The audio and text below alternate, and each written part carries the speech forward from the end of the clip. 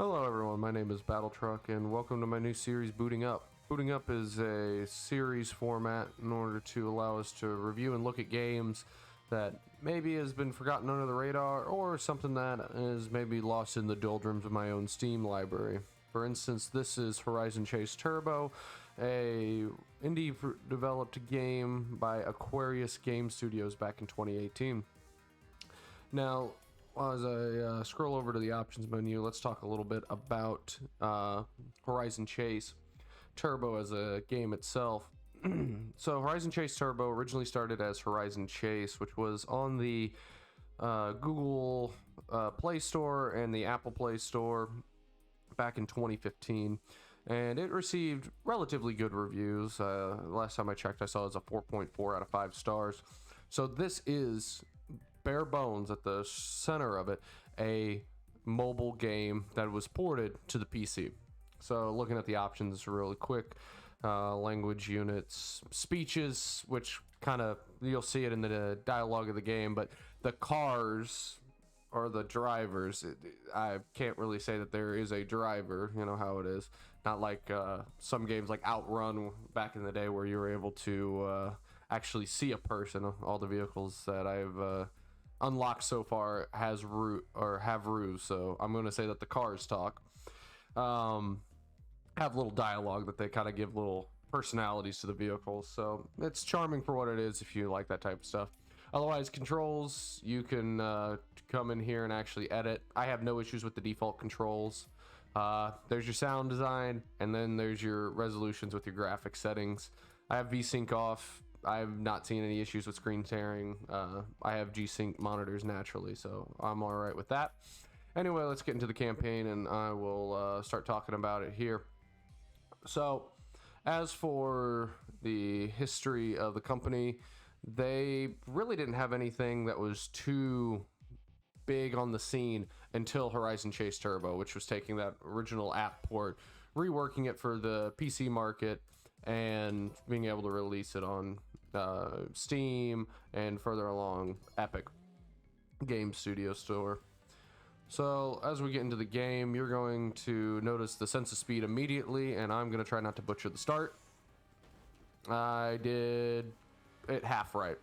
Anyway, so now as we're getting into the actual meat and potatoes of the game, let's talk a little bit about the art direction, design, and overall how do I feel about it. As well as we'll do a couple of races just to kind of get not only a sense of speed, but I'll also change locations just to give it not just being stuck in Dubai in the desert. So I've put a couple hours into this game. I last checked out about 50 to 55% through the game. I've been 100% completing the races, and genuinely the task of 100%ing the races is really not that hard at all. So the concept's simple. You have an Outrun-esque style of a 2.5D perspective racing towards you as you're trying to go past your opponents. However, the couple of key differences about it is that unlike Outrun, where not only was it a procedurally generated track in front of you where you could not see the map, this has much more of a Daytona USA approach to it, which is that you are on a closed circuit. You'll see it as soon as you go into the load screen, just before the start as you're about to select the course, in order for you to figure out where the turns are, where the map is, as well as you have the mini map to your left. Furthermore, in relation to the Daytona USA style of comparison, you have not only that, but the fuel system that's also a part of it, which, as you can see, I am dangerously low of running out. Oh god, I might not be able to make it. We're gonna find out really quickly, aren't we? But anyway, so you have a fuel system which you have to manage, and there's only certain sections of the track that they have fuel, and there are not many in a certain zone. And I guess that's going to bring me into my next point for the completion side. So you'll see those blue tokens. They're really nothing more than assisting you in the 100% completion of it. So if you don't care about it, you genuinely don't need them. Outside of the more tokens you collect per race, you are able to unlock points, and those points allow you to unlock new cars over time.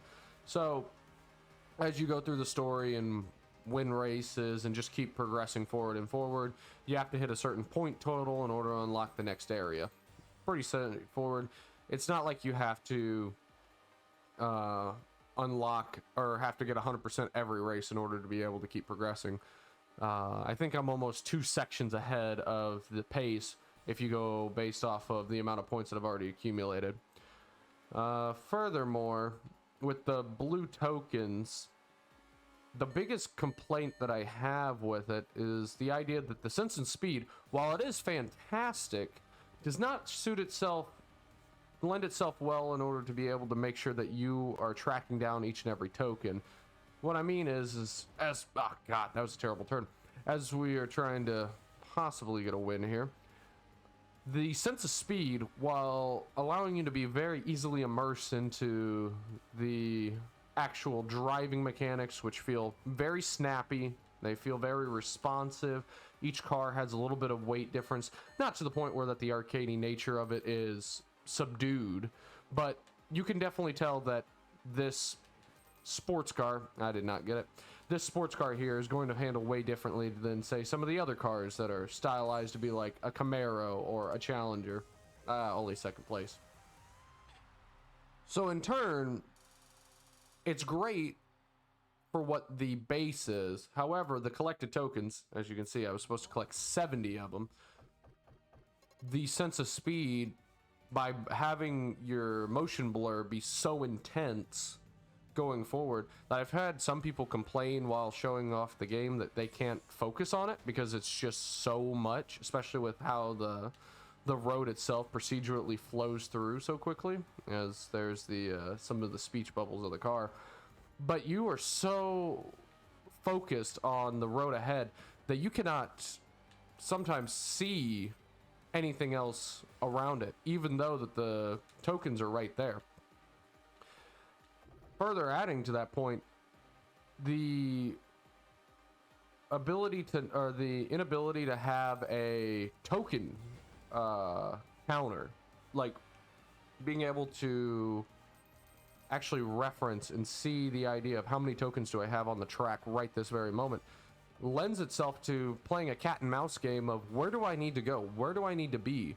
And it sometimes, whenever you're doing certain tracks like this one where there are 70 tokens on the track, it comes to a point where that I almost want to slow down to make sure I'm not missing everything, which fundamentally feels a little wrong, doesn't it? I mean, you shouldn't need to slow down in order to try to collect collectibles. Now, if you're at the point where that, that you are just good enough at the game that you don't care and you can make up any of that lost time, that's fine, and I respect you for being able to do it. But for somebody wanting to play it casually, or somebody that wants to just complete it and has to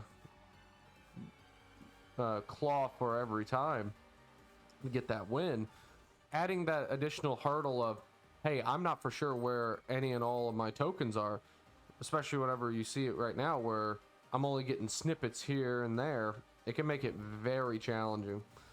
Now, as for the art direction and the sound design, I mean, it's fantastic.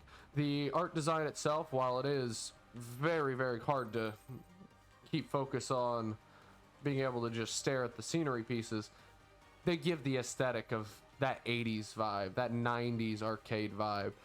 Being able to look at that beautiful backdrop with the very simplistic, smooth colors that have a beautiful gradient from, not only in this case in Dubai, being able to see the stylized look of the sky with the skyscrapers in the back, up to the stars itself for the sun setting, to the set pieces themselves having this very bright and bold colors without it being distracting. For instance, the turns, I know exactly where the arrows are wanting to take me based solely on how bold of a color it is comparative to the relatively dark backdrop of the desert. So as we're getting to the final lap, we'll see if we can keep it going. Now, another thing that you will distinctly see from this arcade racer style is that you do not have a rear view mirror. You do not know, outside of the mini map, you do not know how close your opponent truly is, which means you can't get away with some of the cheeky, hey, I'm going to, if I hit a turn a bad way and crash out or something, I'm not going to be able to immediately get back into my car like that and know exactly where I need to go. Oh, got it. Okay. And now we've, that's your notification in order to show that you actually have gotten and collected all the blue tokens. And now we are moving towards the finish line. So the art direction and design is beautiful, beautiful, beautiful. But once again, that sense of speed is so intoxicatingly quick that it's hard to be able to sit back and appreciate. There isn't just a pause menu that you can just sit there and take in the sights and sounds. Now, once you do enough races in a certain area, the set pieces themselves don't really change too much, and we can talk about that as we go over to, I'm trying to remember, there was a particular track here where I think maybe it was in Iceland where they had a changing here. Let's see, here into the Spring Falls track. We'll talk about car selection here in a little bit. So now we're in Iceland. Track design isn't necessarily too crazy, but there is a variety. It's not every track's going to be 1,000 corners. Not every track's going to be straights. Now, elevation changes, while for your perception, like for instance those rolling hills there, may cause some discomfort on your ability to know where you need to go, but I'm keeping my finger completely pushed down on my Xbox controller here, and I have no issues with it. So aesthetically it changes it up, it keeps it varied, but gameplay wise, me going up and down hills doesn't change anything for the car's mechanics. Which, speaking about the car's mechanics, let's talk a little bit about some of the other aspects of it. So not only do we have our standard speedometer, our revs, it has a Mario Kart style boost at the beginning, which we've been trying to show off a little bit, being able to get a certain launch zone of the rev range right in order to be able to get a short little boost. Not only do we have that, but we have nitrous, and you've seen me use nitrous a few times for that straight shot. Now that nitrous boost not only allows you to have that straight shot go through, but it also allows you to recover just as quickly if you were to crash out. As well as we have a fuel system similar to the same style as racing games of the same era as Daytona USA, where as you race along the track, you're going to need to find extra fuel in order to allow you to go on and keep on driving. Give me one moment. Therefore, it's not like you can just become empty-headed and completely zone out on the drive. You're going to have to stay focused, not only because of the sense of speed, but also because you're going to have to keep looking out and making sure that you're managing your fuel.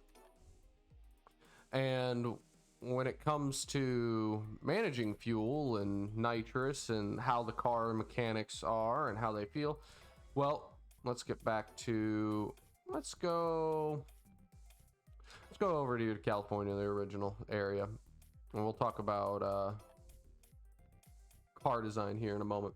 So all vehicles in this are unlicensed, but that doesn't mean that they're not heavily inspired. So for instance, if I go back to the original starter car that you'll see on the cover here, this is very similar to the style of a Ferrari. This is not a Dodge Viper. Let's see here. It looks like the style of a BMW, an Audi R8, an NSX, Ford Mustang, you get it.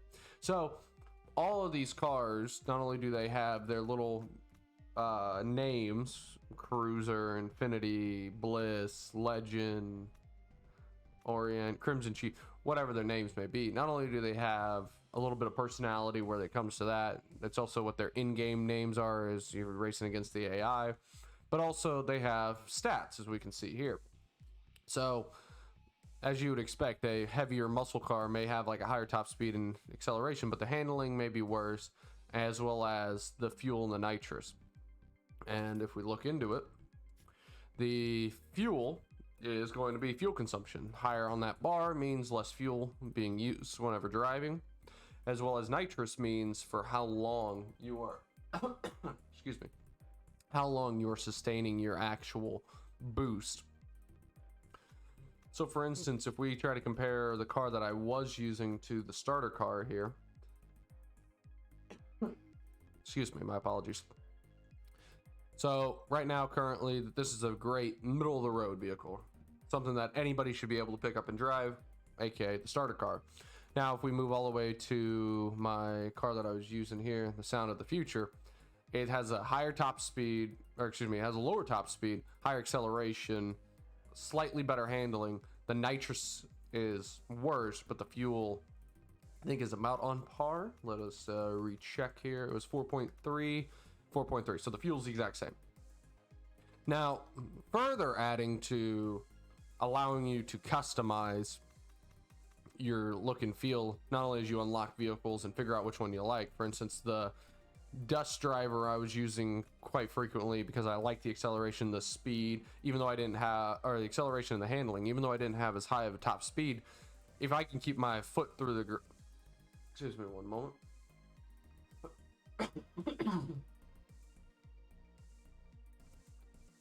Even though I'm not able to keep my foot on the gas and hit the same top speed as some of the other vehicles shown, I'm still able to potentially keep that speed through the corners, which allows you to still get faster times depending on how the circuits are. As well as, for instance, this has higher nitrous, which allows you to sustain that boost, which would allow you to surpass your base top speed. For instance, whenever I was driving here with my original car, even though the top speed's 156, you could see via the gameplay I was going almost to 180 roughly whenever the nitrous shot was going through. As well as you have upgrades that you can unlock through these upgrade races, like this one here for Death Valley. If you get finish a certain ranking, in this case usually third or better, you're able to get an upgrade. Now some of these, they're already predetermined, like for instance this air intake, but if we go all the way to India, let's see, oh, I have done it already for India. You can maybe get a fuel system all the way up into Australia. So we're unlocking the upgrade race now, which is what we had. One moment.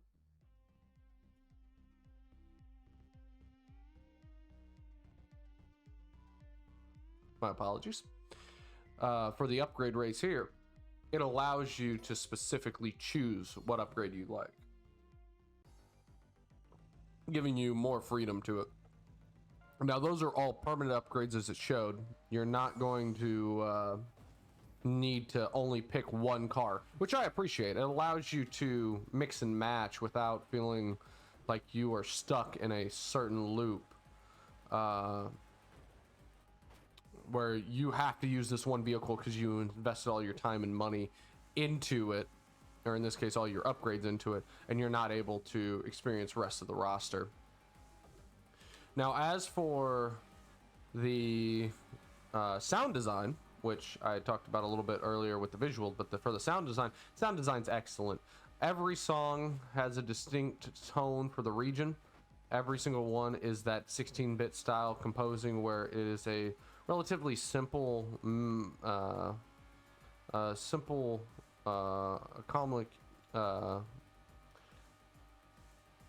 a relatively simple set of instruments being able to strum together a nice chip tune is the best way to probably describe it. But it doesn't mean that it's any less engaging. It adds to it. The vehicles sound good. They sound peppy, arcadey. They have a good amount of punch to them whenever you get on the gas. Your tire squealing, everything feels arcadey in nature, but it doesn't feel too much to where it's distracting. There's nothing to the where that I feel like I'm going to be listening to it, driving along, listening to a nice bopping beat with the chiptunes in the back, the car, and then I hit the nitrous and all of a sudden a sound effect that I wouldn't expect whatsoever kicks on. But yes, that's honestly, it's a very simple formula that they have here with Horizon Chase Turbo, but there's a reason why it has so much praise for it. It's fast, it's a quick shot of dopamine and serotonin, but it doesn't make it any less enticing to want to pick up and play for one simple reason. So we just finished that upgrade race. I hit next. Now we figure out what upgrade. So each one of these will boost a certain stat. In a lot of these cases, we'll do a pick 2. So my car doesn't do the best with the fuel. So maybe an ECU upgrade would be worth it. As well as steering. I've found that steering, the higher you can get the steering stat, it's genuinely the best because of how many turns you have. So I'll probably do this rims and tires. And let's load it up. And now if you go back to the progress, that's the nice thing as well. Even though you may not get your progress in the middle of the race telling you what the token count has for that particular race, you at least get to see how many gold trophies you have, super trophies, how many vehicles, and what the upgrades are. So I can go back to, let's do Greece, hit here. Hey, I have 100% completion here at Greece. I know it. I don't need to come back here. I'm done. But let's do the UAE one more time. Finish out this last race. But the ease of being able to pick it up, I hit start and go. There, I mean, it's genuinely as quick of a gameplay loop as you can possibly make. And that's what makes it fun. I may have little conniptions here and there, but there is no denying what the gameplay loop is. There's no denying what the core functions are, and there's no denying the sense of speed and arcadey action to it is just leaps and bounds, something that you can just pick up and play at any moment. You may play it only for maybe 5-10 minutes. You might play it for several hours. It genuinely is just that enticing of a loop to just want to pick up the game and go. So let's see if we can't get one more win, and then I think that is all for me. Now, as we can see here going through Dubai, to try to add to that visual adaptation over time, you're able to take a look at, in this case, a sandstorm taking over. When I was over in Iceland, one of the tracks being named Blizzard, God, I'm doing terrible. One of the tracks being labeled a Blizzard allowed you to actually run through a blizzard. I forget whether it's in California or maybe in South America section, maybe in Brazil. They have one where it's a rainstorm. So there's weather effects in it. It doesn't change anything to the effects of the car. My handling is the same as it was in any of the other tracks. But it's, once again, it's adding more visual clutter to make it just a little bit tougher. But it isn't distracting to the point where I can't enjoy the drive. I still can enjoy it. Oh God, I did not grab that fuel. That may be a problem for us. So with all that in mind, let's see if we can't get it here. Oh man, this is gonna be close. We're down to our last fuel tick. Oh man, and I crashed it there. Ooh, I may not be able to finish, let alone get the first. I'm definitely not getting a full completion on here. Let's just push for the win, and you come up short. Oh well, it is what it is. Well, ladies and gents, thank you for watching. I hope you enjoyed. Please leave a like, comment, and subscribe if you enjoy this type of content, and I'll be looking to try to make this type of series much more of a once in a while. Try to maybe look to do a once a week.